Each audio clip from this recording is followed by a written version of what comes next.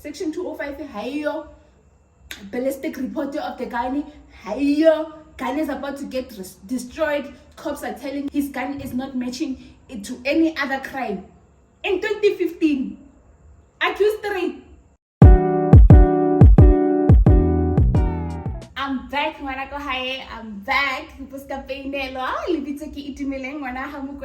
I am bringing you the latest updates, review, and analysis from the SENZO MEYIWA case. That is the most followed case in SA right now. And it's been a long week, so relax. Sit back, relax, grab a drink, and let's get into the details of the week we just had. So we were back in Rata's court on Monday, and we obviously need to give an update on Mr. Ngomezulu. Mr. Ngomezulu is still sick. He's still not feeling well enough to be present in court. He did attempt to come to court, I think last week or last of last week, and we saw him falling asleep in court. So he has come back and he's saying that I'm still not well, and he has chosen to appoint Mr. Munisi as somebody that is going to stand in for him while he gets his health back. He is supposed to be back in court on Monday. We are all crossing fingers to see Mr. Ngomezulu back, because Zaga said he wants Gininda here. Now Gininda is here. We pray that his health does not get in the way of the cross-examination that we have all been waiting for, the cross-examination that is going to assist Muzi, accused number 1. So Brigadier Gininda is back on the stand with Advocate Baloy, and Brigadier Gininda is corroborating accused 1's confession. Now, Brigadier Gininda says, let's go back to the initial case that accused 1 was arrested for before we get into the SENZO MEYIWA case. So accused 1 was arrested for drug dealing and in possession of illegal ammunition, right? So when he went for the bail hearing for that case, accused 1 gave us the address from Mpumalanga, right? He says he stays in Whistleton in Mpumalanga. Now, this is the second time now we are hearing Mpumalanga, because Zungu also said that the conversation he had with accused 1 said he was in Mpumalanga, right? Now we hear that accused 1, when he did his bail hearing for that drug dealing and illegal ammunition case, he gave the Mpumalanga address. Right, so that's a third link now with Mpumalanga. We had Mpumalanga from Zungu, we had Mpumalanga from the Section 205s, because when they checked the call that Zungu referred us to, he did actually connect to a tower in Mpumalanga. And now we hear that his bail hearing, he was also in Mpumalanga. That is very interesting. Why is Mpumalanga such a point of interest at this point in this case, right? I say point of interest because Baloy insists on putting this information on the record. He says accused 1 had a conversation with Zungu, which he denied. But Section 205s can prove that that conversation did happen. And Zungu said he was in Mpumalanga. And when they checked the Section 205s where he was when he got that call, he was in Mpumalanga, Emelo, Whistleton, right? That was the way the tower connected. And now we are saying when accused 1 applied for bail, the address he used was Mpumalanga. Why is Mpumalanga so interesting? Let Baloy cook. But before we get there, Mr. Ngomezulu, during the natives' evidence, he said that accused number 1 stayed in KZN from 2013 until 2015, right? And then obviously now Baloy says, okay, please go through the bank records of accused number 1. Let's see where he was transactioning from. Where was he in those years? It does not seem like accused 1 was in KZN at all at this point, based on the evidence that has been laid. We are still waiting for cross-examination to hear if Ngomezulu or Munisi, since Munisi is standing in from Ngomezulu, is going to dispute this and how they're going to dispute it, because now we are talking about bank records. We are talking about cell phone evidence. This is objective evidence, as Brigadier Gininda would say. It's objective. There's no human intervention there, right? We can't say it was cooked. Nah, there's no cooking there. Hey, it just simply proves that he was in Johannesburg. And everybody is all up in their arms like, Why does it matter if we prove that he was in Joburg? We've proven that he's lying. That means something. When he decides to get on that stand, everything that he will say, we will be looking at it as, is he lying, guys? How do we verify that what he's saying now is the truth? Brigadier Gininda also places into record a transaction that happened, which would have required accused one to be at the branch, right? So accused one was at the branch where he did a card replacement, right? Which shows that he was around, he was here, right? And the physical address that he gave was Johannesburg. So it does not seem like accused one was in KZN. Around that period, his bank record says he was in Joburg. His cell phone evidence says he was in Joburg, right? But don't forget about Mpumalanga, right? That was on Monday. Before we get into accused two, I just want to go back to the DNA because wow, the DNA is getting people into their feelings. Hey, people are so in their feelings about this DNA. Ask guys. Because when Brigadier Gininda brought up the DNA and the fact that yes, they could not match them to the DNA, but they were parts of the DNA that were found. You know, it meant something for him. Yo, maniginigi, let me show you. You are just a mere policeman. What do you know about DNA? You are no expert. When law. In fact, we are in law. Hey, why did they have to be so personal? Why did they have to be so personal? If Brigadier Gininda didn't have a job, if we did not have policemen, what Mr. Maniginigi and Mshololo have jobs? Then we move on to accused number two. Accused number two, Ntanzi, the people's people, the dancer. Ntanzi, I think is the youngest. Well, I don't think he is the youngest amongst the five, right? And we can see he's the youngest. He was one of the first to speak, and he was warned a couple of times by accused number three. Accused number three says, "Wena, icheke wena Ntanzi, icheke." Man, Ntanzi could not check himself. He went and he peppered it. So Brigadier Gininda says that the day Ntanzi gave his confession, he actually went to Force Loras for a bail appearance. So he went for his bail appearance, and after that, Brigadier Gininda organized with Colonel Raparu to take the confession, which he was then taken to Moroka. He said they arrived at 6. The confession started at 6 and they finished at like 11:45. Guys, 6, 7, 8, 9, 10, 11. That's like 6 hours of talking, right? And giving detail as to what happened, because we all read that confession. In fact, Colonel Rapari came to court and read that confession for us, right?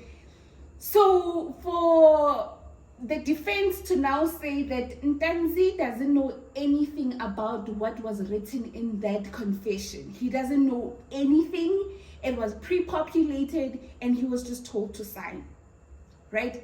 After that, Ntanzi then goes to Magistrate Kronje to do the confession, like formalize the confession now. And when he goes to Kronje, he goes there with Mujiako. Mujiako is now his lawyer, and obviously there's all this drama around Mujiako. Mujiako is fake. I don't know Mujiako. I've never met Mujiako, and we had to get the LPC involved. They had to confirm who he is, and yes, he is a lawyer. He was representing Ntanzi. We have heard court proceedings where Mshololo was there, even though Mshololo today doesn't know Mujiako. She was part of those proceedings when Mujiako was actually presenting Ntanzi, right? So when they go to Kronje, now Ntanzi has legal representation, and you can hear the difference between confession ya Kronje and confession ya Rapa. Ntanzi's confession that he did with Kronje started at 2:30, and they were done at 5:20. That is hours of talking, right? But Mr. Ngomezulu says the confession was already pre-populated. All Ntanzi did was sign, right? So my lawyer is asking Brigadier Gininda, because accused one is saying that Gininda is the one that pre-populates the confession. So they are asking him, Ntanzi is saying he was with accused 1, 2, 3, 4, and 5, right? When they actually went ahead and did this. And he says, at the time, I only knew of accused 1 and accused 2. We did not know accused 3. We did not know accused 4. We did not know accused 5. He says, we thought there were intruders. And the intruders were there to what? Take a phone, imagine my cell phone. But now we hear Uguti, no. We were sent by someone. Gininda said, I never knew of that. I didn't know that. And then there's also information of people getting paid 15,000 rand. I did not know of that, right? And he's naming all these accused. Like, I had no names. So what Ntanzi did, he gave them a base for them to go and start looking. And did they go and look? Yes, they did. And did they find? Yes, they did, right? So he says it couldn't have been me who gave all this information, guys. Even we said that confession talks about how Ntanzi has a scar on his head, and he got that scar from his grandmother that was trying to hit a chicken, and then somehow the grandmother hit Ntanzi. Like, where would Brigadier Gininda get that information from? And when you were listening to Ntanzi during his child within the child testimony, he was referring to his grandmother. So his grandmother, grandmother Mole, who plays a role in Ntanzi's life, Gininda Hamid. So where would have Gininda gotten that information? So basically that is exactly what Gininda and Baloyi were doing, that we got more information from Ntanzi. But what breaks my heart about Ntanzi, and I understand that he is saying that because now he has legal representation, and he says that I was young, right? I was young, I was scared, and I was threatened by these guys. They kept calling me after. I ended up changing my phone. We were called for a meeting. Like, a lot happened. It wasn't just the once-off thing that happened. Like, a lot happened after the incident that made him feel like, yo, bagiti, phela nini kanti le nto. And Brigadier Gininda speaks of arrangements that were happening between the prosecutor and Ntanzi's lawyer, but he cannot get into those conversations because they didn't follow through, right? And we all know what that is. Gininda says in court that he was making arrangements. What arrangements was he making? And that's when defense stood up and Shirley was like, now that's hearsay. Rata's like, how is it hearsay when he was the one that was making those arrangements? He was privy to that information. He didn't hear from anybody else. He was told to make those arrangements. So arrangements for Ntanzi and his lawyer and the prosecutor were on their way. You can judge for yourself what those arrangements are and why those arrangements changed, and why now Ntanzi started saying, I don't know Njiako. I don't know Njiako. What happened? Why did he change his mind? Advocate Baloyi says, no, Brigadier Gininda, Mr. Ngomezulu says that his client says you were there and you were with Mamuruti and you were driving a BMW, or Mamuruti was driving a white BMW. You know, and I think Baloyi didn't say the whole thing. Judge Rata, I say the whole thing. Tell them that Mr. Ngomezulu said you opened the boots and you sat on the boots and you said sign. Yeah? You said sign. Brigadier Gininda, well, when we looked at the AVL, we saw that Ntanzi was in a Fortuna that day. He was with Mkhwane. I had never met Ntanzi until after his confession. He says, I only met Ntanzi now when I was trying to corroborate his alibi, when we had to go to his employer. Before the confession, I would not tell you what he looks like. And Brigadier Gininda says, well, Mamuruti was not driving that BMW at the time.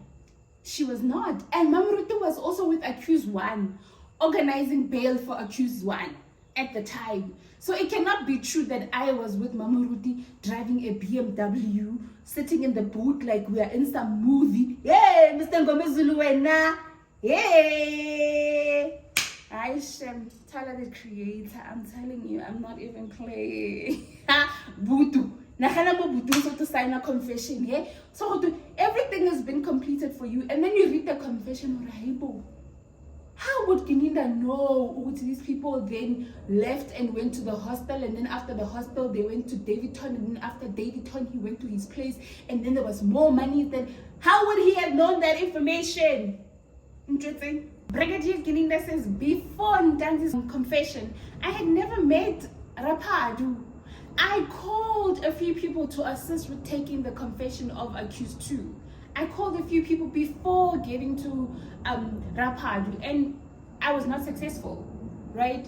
And then I called Rapadu. Rapadu said, sure, no problem. And then he says, I then linked Mukhani with Rapadu, and they organized, they met, the confessions happened, and a few days after that, I go and I collect the confession. And Rapadu said the same thing. We read from his evidence. He said the exact same thing. I didn't know him. He came after, collected the confessions, and that was it. Bob's your uncle. When would Brigadier Gininda exchange the confession with Rapadu? And accused number 2 signed and initialed his confession. And the Cronje confession is similar to Rapadu's confession. It's just that Cronje's confession has more detail. It's more meaty. You know, there was a lawyer there with him. I don't believe there are people who still don't believe in these confessions. Yes, he lied and some of the stuff. Even accused number 1 lied. You know, it was up to the investigator to go and find out if this is actually true. You know, that's why they had to go do a pointing out. So they showed them, I was here, I was standing here, he was looking out. You know, I was inside. You know, those things have to happen because you can't just take a confession at face value. Look at what accused 1 did on his confession. Ntanzi's confession is the one that implicated accused 1, accused 3, accused 4, accused 5. Ntanzi's statement also speaks about the silver polo. Nobody knew about a polo apart from Longest Polo. Number 5 was the driver. We did not know that. Accused 4 was the looker who's going to come out the window, right? I don't know if he saw Longo or not, but Longo came out and he didn't do anything. Why? I do not know. Accused 3, dreadlocks. Kintanzi achongtsheni asinina guys. Hey, it's not just Ntanzi, it's also the people in the house. Hey, it's not just the people in the house, it's also the people in the streets. Hey, it's not just the people in the streets, even the first respondent. We were told there is a shooting and people ran out and went to the park. My lord, I don't know sikhanyisile my lord, but bokhanya lapho but sikhanyisile sathi ukukhanyisa nathi asibonanga next. Yese sasuka saya kuphi hospital because besingaboni ukuthi shooting ikuphi la. Even though they said there's a shooting, but where is the shooting? Where is the scene of crime? Where do we barricade? Yes, vala kuphi sivula kuphi. Yeah? What was happening? So kintanzi or arifang information ew. Because when they thought it was just an intruder, they came in to steal phones and money, and then SENZO abalwanta, and then poof, poof, poof, poof, gone. Ntanzi, I know there's more to the story. That's when they started investigating further. Where do they start? Accused number 3. Accused 3. Oh, what a pandemic. Where do I start? Mr. Maniginigi. Shem. You know one thing about Mr. Maniginigi, mina never. Not even on my most desperate day, could never be me.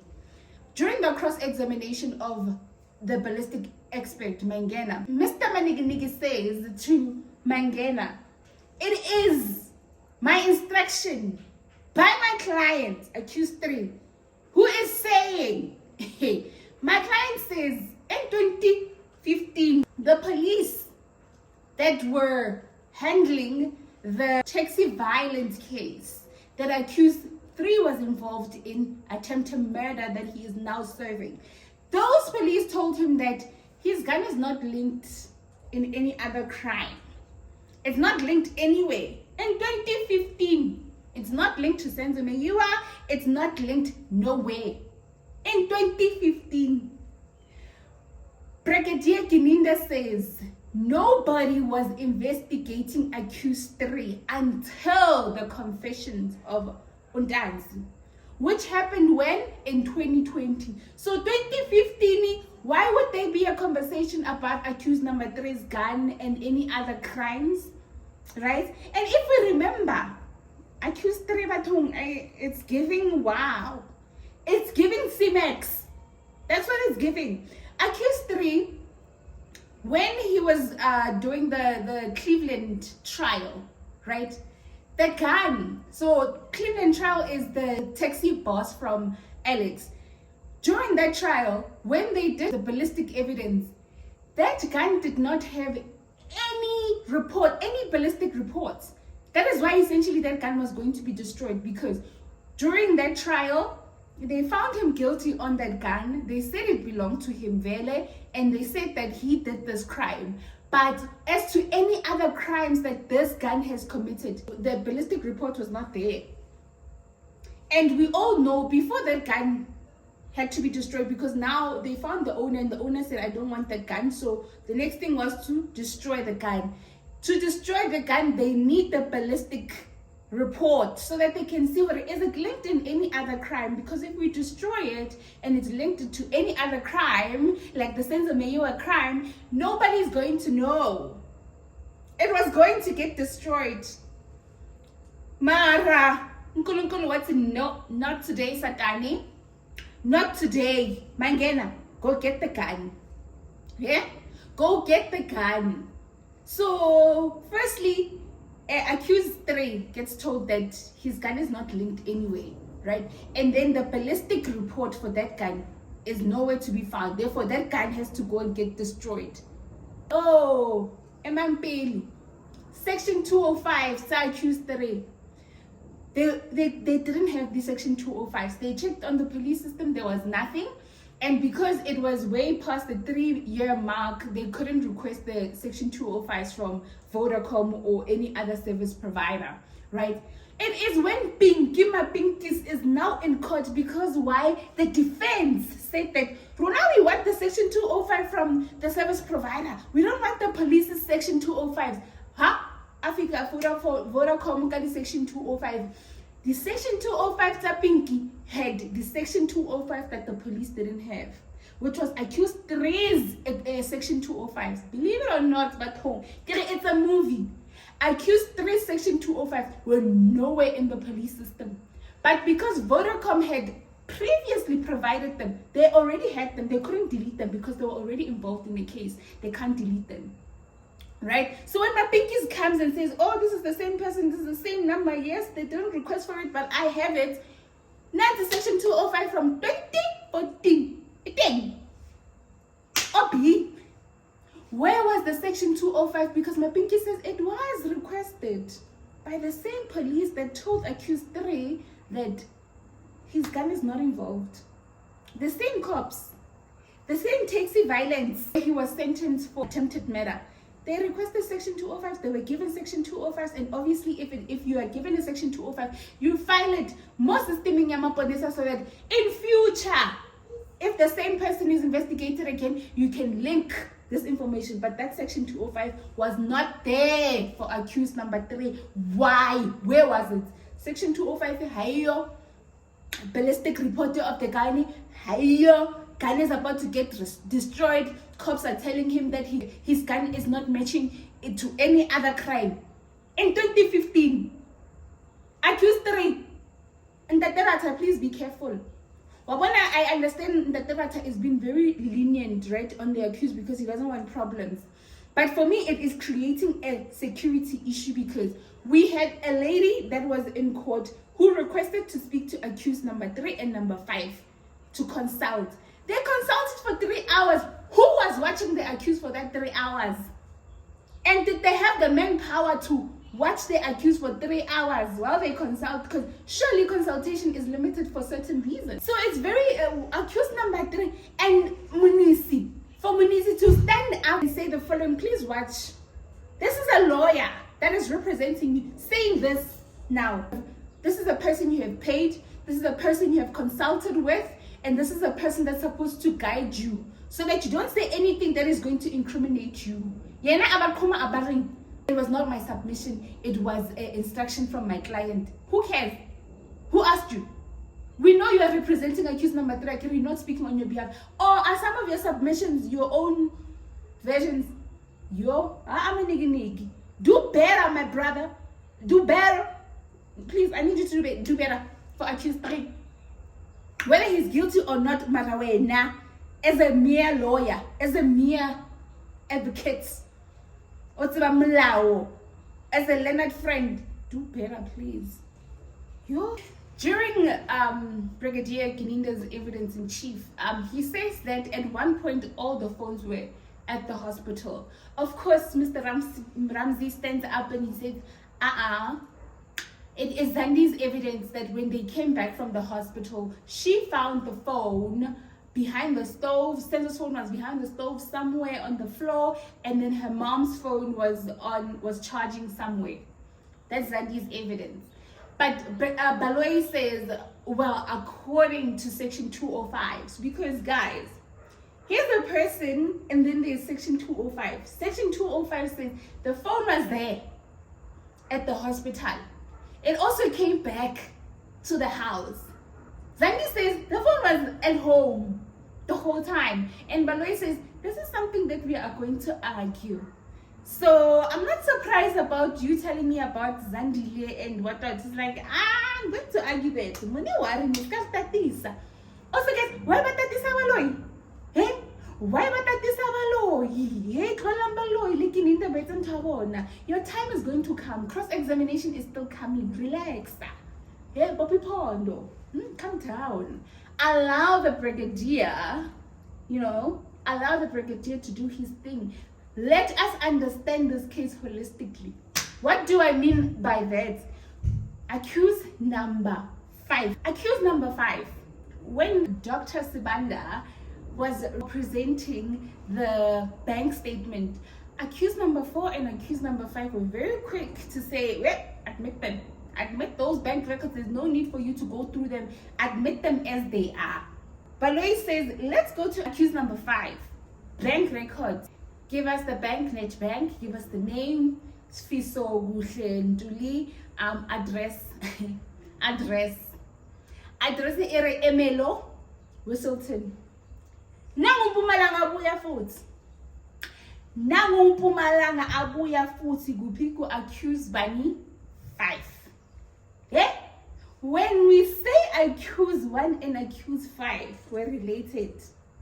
Yeah? When we say accused 1, Nala Blomale accused 5, we are not playing. When accused 1 was on that call in Mpumalanga, he was with accused 5. Or at accused 5's place.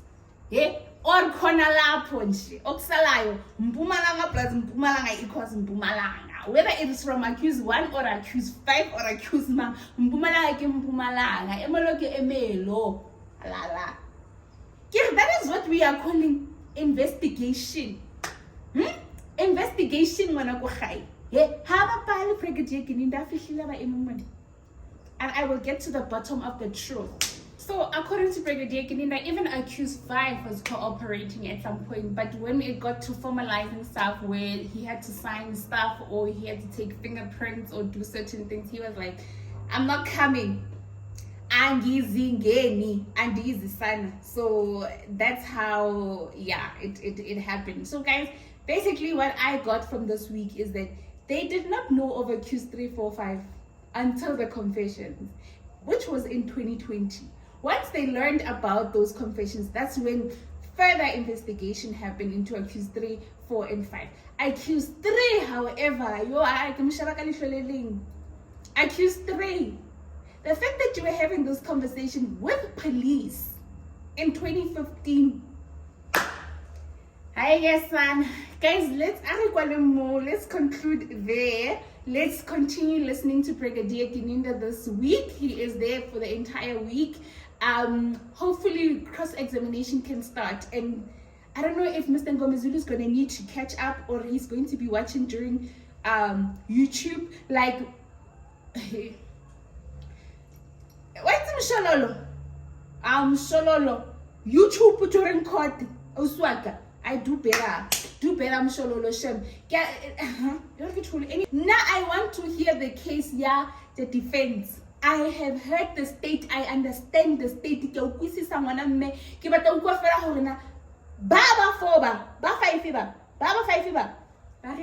What do you have to say? the fact that you were here, these pictures. I mean, the section 205 that Brigadier Gininda finally got from Mapinki's, I don't know if it was analyzed. I don't know if they can find that call between Kelly Khumalo and accused 3 because it was not analyzed. La understand Restaini did not look at that section 205. La understand host did not look at that section 205. Yeah? Mara maybe mastermind, casing a mastermind. Anyway, guys, that's all for today. Thank you so much for watching. Thank you so much for staying until this point.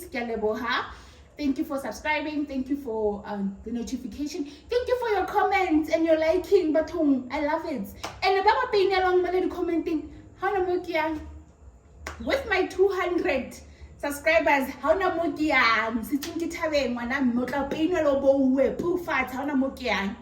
thank you very much for watching. Bye.